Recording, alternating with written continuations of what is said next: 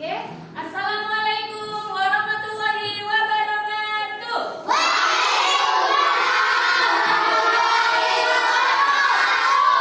Bagaimana kabarnya hari ini? Alhamdulillah, bahagia gerah, senyum berkah, makin bertakwa, Allahu Akbar. Yes. Alhamdulillah semuanya sehat.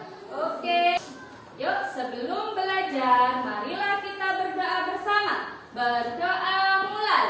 Bismillahirrahmanirrahim. Alhamdulillahirabbil alamin. Bu Guru absen dulu. Abdu Assalam, Hadir. Ahmad Anur Yasin, Hadir. Ahmad Akbar, Hadir.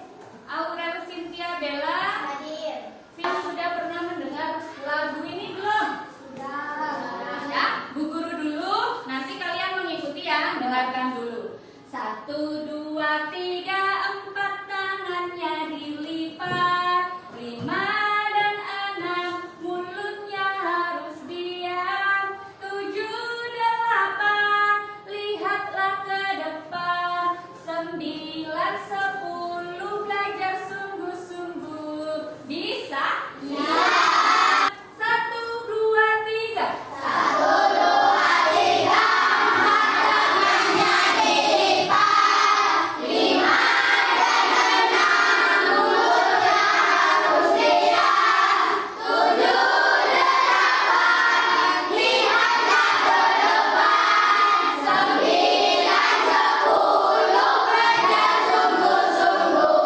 Oke, tepuk tangan dulu. Sudah siapkah untuk mengikuti pelajaran hari ini? Siap. Ya, jadi perhatikan biar nanti apa yang Bu Guru sampaikan kalian paham. Oke, sebelumnya kita mengulas materi sebelumnya ya. Yang materi sebelumnya apa? Ada materinya ada membaca dan menghafal Quran surat At-Tarim. Di sini sudah hafal semua? Tidak? Coba kita baca bersama dulu ya. Bismillahirrahmanirrahim. Wattini wazzaitun. Alaysa Allahu bihakamil hakimin. Shadaqallahul azim. Hebat, berarti pelajaran minggu lalu sudah bisa semua, sudah hafal semua mengenai surat Atin. Selanjutnya, tahukah kalian apa artinya atin? Apa arti dari surat Atin minggu kemarin? Buah tin. Lah, ini gambarnya. Ada yang sudah pernah memakannya? Melihatnya? Belum. Baru di sini. Ya, karena kenapa? Karena memang buah tin, terus buah zaitun, ya wattini wa zaitun itu berasal banyak tumbuhnya ada di mana? Dulunya namanya negeri Syam, sekarang berubah menjadi negara Palestina, terus Yordania, Suriah, dan negara Lebanon. Memang asal buahnya dari sana. Jadi di Indonesia jarang ya. Jadi ini namanya buah tin. Nah, kemudian mengapa surat ini diawali dengan sumpah nama buah tin dan buah zaitun, bukan nama buah yang lain? Karena buah tin dan buah zaitun tadi banyak tumbuh di mana? Palestina, Suriah, Yordania, Lebanon. Kenapa Bu Guru di tempat itu ada apa? Karena di situ selain ada bersumpah atas nama buah tin, buah zaitun, di situ juga ada yang namanya Gunung Sinai. Wattini wa zaitun wa turi sinin, ya, Gunung Sinai. Di situ tempat diutusnya para nabi. Di antaranya ada nabi siapa tadi, Mbak? Nabi Isa. Nah, jadi itu asal suratin, terus kok namanya suratin diambil dari nama buah tin. Ada lagi wattini wa zaitun wa turi sinin wa hadzal baladil amin. Itu yang artinya juga apa? Kota Mekah. kota Mekah adalah negeri yang aman. Nah, kenapa kok kota Mekah disebut juga? Karena kota Mekah adalah kota tempat lahirnya Nabi siapa? Nabi Muhammad. Ya. Nah, itu. Selanjutnya pertanyaan kedua, mengapa surat ini diawali dengan sumpah atas nama buah tin dan buah zaitun? Karena yang disebutkan di situ watini wa zaitun wa turi sinin. Ya, artinya apa di situ?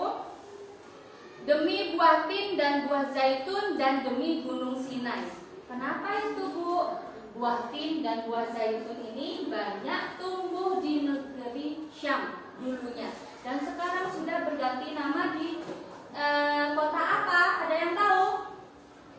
Kota Palestina. Selanjutnya terus Lebanon, Suriah, juga negara Yordania. Di sana itu banyak tumbuh buah tin dan buah zaitun. Makanya kita asing dengan buah ini ya. Ada yang pernah tahu? Tidak ya? Memakannya? Belum. Karena memang banyak tumbuhnya di sana. Kemudian Bu, di situ disebutkan juga Gunung Sinai. Nah, Gunung Sinai itu di Mesir. Kenapa Bu? Kok disebutkan di dalam surat At-Tin juga? Karena Gunung Sinai itu di situ tempat bermunajatnya Nabi dan Nabi Musa. Kemudian ada lagi di ayat yang keempat, sungguh di ayat yang ketiga sebelum keempat, dan sungguh dan demi negeri Mekah yang aman ini. Jadi selain buah tin, buah zaitun, Gunung Sinai, Allah juga di situ menyebutkan bahwasannya Mekah itu adalah negara yang aman karena tempat lahirnya Nabi Muhammad. Terus di Gunung Sinai pun tadi ada tempat bermunajatnya Nabi Musa. Dan di Yerusalem di Palestina itu ada yang namanya Baitul Maqdis. Itu tempat diutusnya para nabi. Sekarang kita belajar memahami pesan pokok surat ini. Di sini tujuan pembelajarannya ada 3. Yang pertama, murid, berarti kalian harus mampu membaca surat At-Tin mulai dari ayat 1 sampai ayat 8 dengan lancar dan tartil. Sudah bisa tadi? Sudah, berarti tujuan yang pertama sudah tercapai. Yang kedua, murid mampu menjelaskan pesan pokok surat At-Tin dengan bahasa yang sederhana. Ya, nanti kita pelajari bersama. Kalian simak, kalau ada yang tidak mengerti bisa ditanyakan.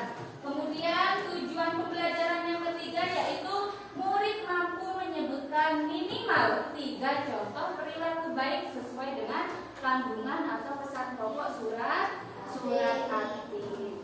Nah, ini jadi terjemahannya di nomor 1, wattini wa zaitun, demi buah tin dan buah zaitun. Waturi sinin, dan demi gunung Sinin. Waturi sinin. Wahadal baladil amin, dan demi negeri Mekah yang aman. Ya. Wahadal baladil amin, laqad khalaqnal insana fi ahsani taqwim. Nah, jadi sungguh kami telah menciptakan manusia dalam bentuk yang sebaik-baiknya. Kemudian kami kembalikan dia ke tempat yang serendah-rendahnya. Maksudnya bagaimana, Bu Guru?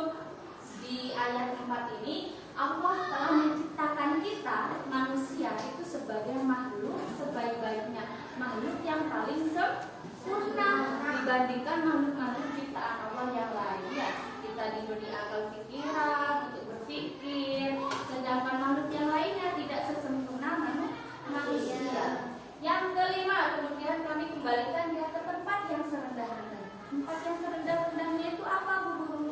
Yaitu neraka. Kenapa kok kita ditempatkan di neraka? Kalau kita perilakunya tidak baik. Karena manusia itu tadi sudah dikasih akal pikiran. Harusnya kita bisa berpikir mana yang baik dan mana yang buruk. Kalau kita ingkar, nantinya kita akan ditempatkan di tempat yang serendah-rendahnya, yaitu di neraka. Selanjutnya, kecuali orang-orang yang beriman dan mengerjakan amal soleh, maka bagi mereka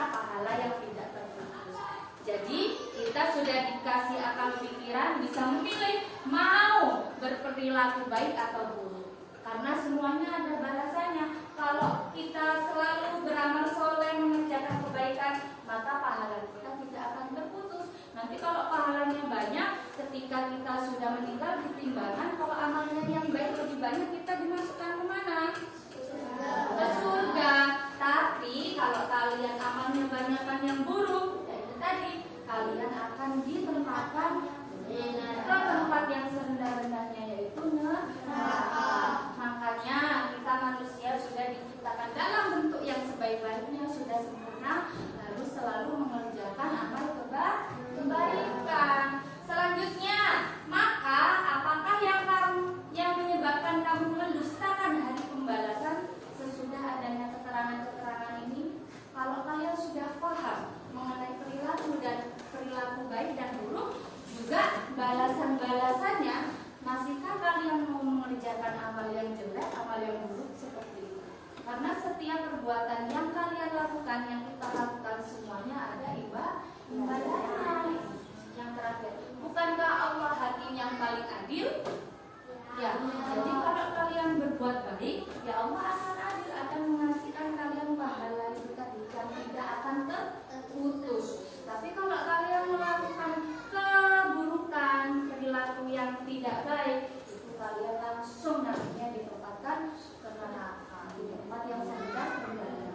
Jadi terjemahnya seperti itu, pesan pokoknya pun seperti itu. Di sini ada 3. Dari Quran surat At-Tir, ada yang ditanyakan tidak?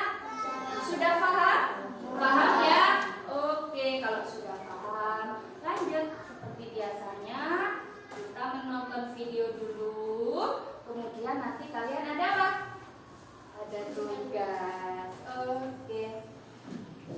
Ya.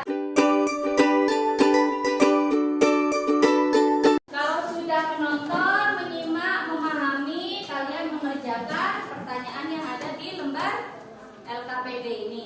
Diskusi, habis diskusi terus kalian nanti setelah menemukan hasilnya presentasi satu-satu ya. Kelompoknya maju semua, tapi nanti yang mempresentasikan boleh 1-2 orang. Gitu ya? Ya, paham? Nanti sembari melihat video boleh ditulis namanya dulu. Oke? Simak baik-baik ya, dipahami videonya. Ayo anak-anak, siapa yang bisa? Aduh, aku ingin menjawab soal itu, tapi takut salah. Saya bisa, Bu. Hasilnya 60. Ya, benar. Ternyata jawabanku benar, tapi aku tidak berani menjawab.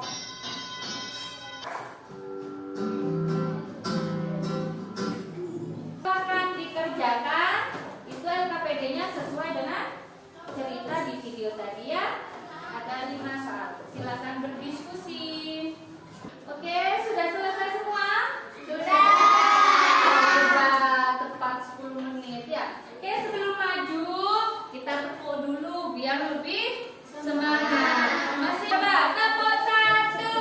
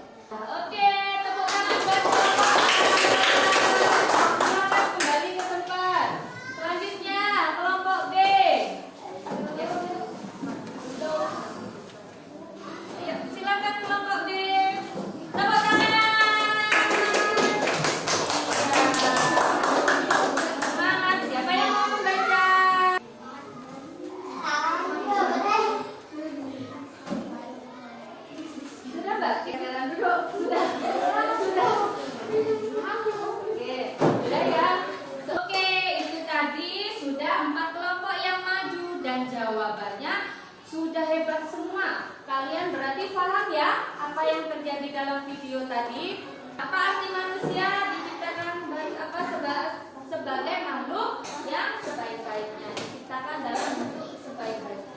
Hanya dikatakan dalam bentuk yang sebaik-baiknya adalah bahwa Allah menciptakan manusia dengan keadaan paling sempurna dibanding makhluk lainnya, baik dari segi fisik, akal, maupun kemampuan berpikir dan berakhlak. Ada yang mendekati itu jawabannya tadi?